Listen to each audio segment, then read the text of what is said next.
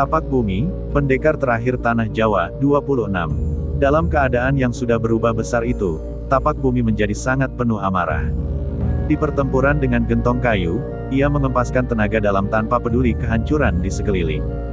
Pepohonan terbakar dan tumbang, pecahan batu pun berserakan di mana-mana. Menyadari ketangguhan tapak bumi, gentong kayu pun akhirnya harus mengeluarkan ajian andalan yang diturunkan dari saudaranya Gasing, sang guru. Kembali ia bersiap mengerahkan tenaga dalam. Gentong kayu mengatur posisi berdiri dengan kedua kaki dibuka selebar bahu. Napas ditarik cepat dan diembuskan dengan cepat pula. Terlihat otot-otot perut yang bergerak bergelombang mengikuti tarikan napas. Dada pun kembang kempis. Lalu kedua tangannya yang terkepal, ditinjukan ke depan berulang-ulang bergantian. Demikian juga dengan tapak bumi yang bersiap-siap menyerang gentong kayu kembali. Ia membuka kedua kaki sejajar bahu. Napas ditarik dalam-dalam sambil mengangkat kedua tangan ke atas. Telapak tangan dikepal dan ditinjukan ke kanan-kiri berlawanan. Di saat pengerahan ajian andalannya itu, hawa panas mulai kembali merasuki kulit dan tulang gentong kayu. Perlahan, ia menekukkan kaki dengan kedua tangan terkepal di samping pinggang. Satu tangan dengan cepat naik ke atas dan diputarkan. Bersamaan dengan itu, diputarkan pula satu tangan yang lain mengempas ke depan. Sambil berlari ke arah tapak bumi, dengan cepat gentong kayu mengempaskan tenaga dalam dari tangan yang ditinjukan ke depan bergantian. Keluar sebuah tenaga berupa angin berapi yang menghantam kuat sekali bersamaan dengan teriakan. Ajian angin gebrak 4 arah. Sementara kedua tangan tapak bumi yang terkepal itu disilangkan dari atas ke bawah sambil menarik dan menahan napas dengan cepat. Perlahan-lahan kedua tangan yang dikepalkan itu, saat disilangkan berubah menjadi bara api yang memerah. Tubuh besar tapak bumi berdiri maju, menghantamkan kedua tinju ke arah depan bergantian. Perlahan, kedua tangan yang berubah menjadi bara api itu menjadi kobaran yang besar. Melihat gentong kayu yang menyerang, tapak bumi pun berlari ke arahnya sambil mengempaskan tenaga dalam dengan tinju yang bergantian. Besarnya tenaga dalam yang akan dikeluarkan, menyebabkan tubuh tapak bumi bagai diselimuti api saat berlari. Bahkan suara teriakan pun menggelegar saat meneriakkan nama ajian andalannya. Ajian tinju Wana Geni. Duar, duar. Bunyi ledakan beruntun akibat benturan dua tenaga dalam berkekuatan tinggi yang berulang kali ditinjukan. Sungguh dahsyat. Tanah tempat pertemuan benturan tenaga dalam yang dikeluarkan tapak bumi dan gentong kayu pun melesak masuk berbentuk lingkaran. Hempasannya berupa angin panas yang bergetar merangsek semua di sekeliling. Semburan angin panas yang menghantam, terempas pula ke kanan-kiri, mengenai pepohonan yang berakibat patah dan tumbang terbakar. Batu dan tanah terhambur ke udara. Orang-orang yang berada di sekitar pertempuran, terlempar jatuh bergulingan. Mereka yang tidak sanggup menahan tekanan hempasan, memuntahkan darah dari mulut. BATANINDO, militer polisi, pihak Istana Negara dan undangan memenuhi area uji coba fusi nuklir yang pertama di Lembah Grambung. Daerah di timur Indonesia itu, menjadi tempat yang dipilih karena aman dari dampak yang akan ditimbulkan. Dengan kesepakatan yang dihasilkan dalam pertemuan terakhir antara pihak Istana Negara, TIAS, Profesor Santo, Jenderal Sandika dan pihak BATANINDO sendiri, Pusat Teknologi dan Laboratorium Reaktor Nuklir PTLRN, BATANINDO Jakarta melakukan uji coba fusi nuklir bersamaan dengan fasilitas Grambung. Kini kedua fasilitas itu sedang bersiap-siap mengadakan uji coba. Instalasi pemancar perekam gelombang radiasi disiapkan. Beberapa orang teknisi yang duduk di depan meja kontrol panel, dengan headset yang terpasang, menantikan instruksi untuk mengaktifkan. Di dalam ruangan yang terdapat mesin transformasi media, beberapa orang teknisi juga duduk bersiap di depan meja kontrol panel.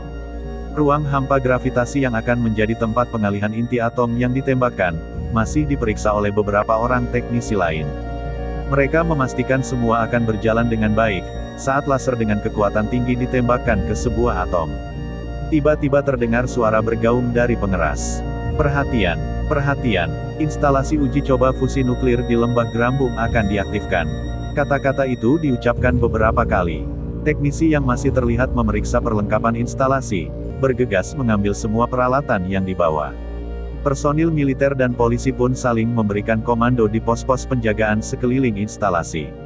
Suasana kelihatan tegang karena sirene yang meraung-raung, seakan mendesak para teknisi untuk segera memastikan semua sudah siap. Demikian juga dengan keadaan di Pusat Teknologi dan Laboratorium Reaktor Nuklir, PTLRN, BATANINDO Jakarta. Kepala BATANINDO berdiri di ruang panel kontrol untuk mengawasi para teknisi di ruang percobaan dan rekayasa nuklir yang terlihat sangat tegang. Mereka berulang kali hilir mudik di sekitar mesin transformasi media. Sementara di sekeliling gedung BATANINDO, pasukan militer dan polisi berjaga-jaga. Kepala BATANINDO berulang kali melirik ke jam tangan yang dipakai, untuk memastikan waktu pelaksanaan uji coba fusi nuklir di ruang percobaan dan rekayasa nuklir. Headset yang terpasang di kepalanya, terhubung dengan instalasi di Lembah Grambung. Sesaat kemudian, Kepala BATANINDO mengambil mikrofon dan memberikan pengumuman. Perhatian, perhatian, instalasi uji coba fusi nuklir di laboratorium reaktor nuklir akan diaktifkan. Cocokkan alat penghitung waktu dengan jam dinding. Instalasi Pusat Teknologi dan Laboratorium BATANINDO dan instalasi Lembah Grambung akan melakukan fusi nuklir bersama-sama. Serentak para operator melirik ke arah jam dinding di ruang percobaan dan rekayasa nuklir. Sesaat setelah mengatur waktu yang telah ditentukan pada panel kontrol dan mesin transformasi media, mereka mengangkat tangan sambil menoleh ke arah kepala BATANINDO. "Siap, Pak Kepala," sahut operator di mesin transformasi media.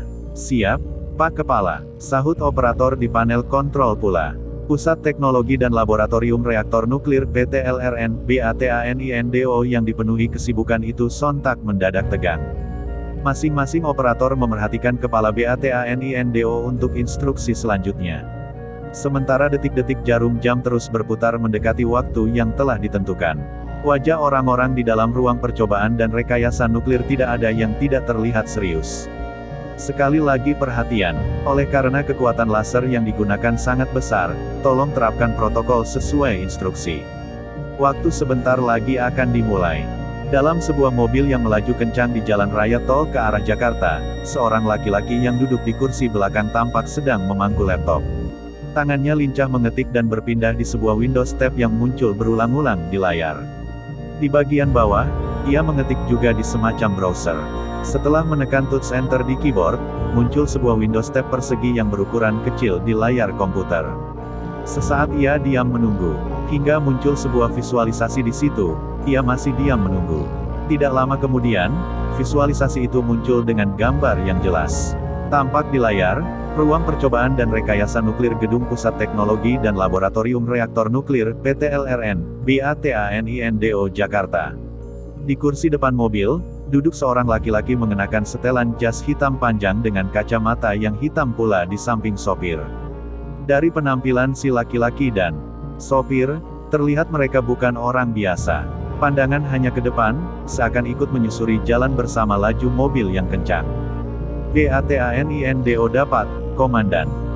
Tinggal instalasi di Lembah Grambung. Mendengar suara dari laki-laki yang duduk di kursi belakang, laki-laki yang duduk di kursi depan memiringkan kepala ke arah belakang. Sementara sopir hanya fokus dengan perjalanan mobil. "Cocok kodenya ya?" Laki-laki yang dipanggil komandan itu bertanya. Jari telunjuk tangan kanannya mendorong kacamata yang melorot. "Cocok, Komandan." Sambil menjawab, tangan si laki-laki yang duduk di kursi belakang tetap lincah mengetik.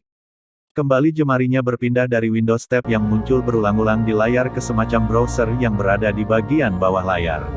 Setelah menekan touch enter di keyboard, muncul lagi sebuah Windows tab persegi yang berukuran kecil di samping tampilan suasana kesibukan BATANINDO di layar komputer. Sesaat ia diam menunggu hingga muncul sebuah visualisasi di situ. Tidak lama kemudian, visualisasi kembali muncul dengan gambar yang jelas. Kini tampak pula di layar, suasana instalasi nuklir di Lembah Grambung. "Dapat semua, Komandan." Terlihat puas wajah cerah si laki-laki saat mengatakan ke sang komandan. Laki-laki yang diberikan laporan pun menolehkan kepala ke belakang. Bergegas laki-laki di kursi belakang itu memberikan laptop yang menampilkan semacam visualisasi di BATANINDO dan Lembah Grambung. "Hati-hati," laki-laki yang duduk di depan samping sopir mengambil laptop dan meletakkan di pangkuan. Sambil memerhatikan tampilan di layar, tangan kirinya merogoh ke dalam saku jas. Sebuah telepon genggam yang diambil dari dalam saku jas, dibuka dan dengan jari tangan kiri itu, sang komandan mencari sebuah nomor. Begitu didapat, telepon didekatkan ke telinga. Segera siapkan unit khusus ya. Sambungan sudah didapat, tinggal menentukan titik di masing-masing lokasi. Laki-laki yang dipanggil dengan sebutan komandan itu memerintahkan orang di ujung sambungan telepon. Terdiam karena mendengarkan suara dari penerima, dia terus memerhatikan tampilan di layar komputer. Ya, betul, nanti kita tentukan kapan masuk. Hubungi saya kalau sudah dibentuk. Nada suara perintah sang komandan itu terdengar tegas. Tanpa mengatakan apa-apa lagi, telepon ditutup. Sambil memasukkan ke dalam saku jas kembali, tangan kanannya menepuk pundak sopir. Ada simpang di depan, belok. Kita ke rumah si kodok dulu. Habis itu baru ke markas. Sopir yang mendengar, hanya menganggukkan kepala. Di sebuah persimpangan tol, mobil dibelokkan dan kembali melaju dengan kecepatan tinggi.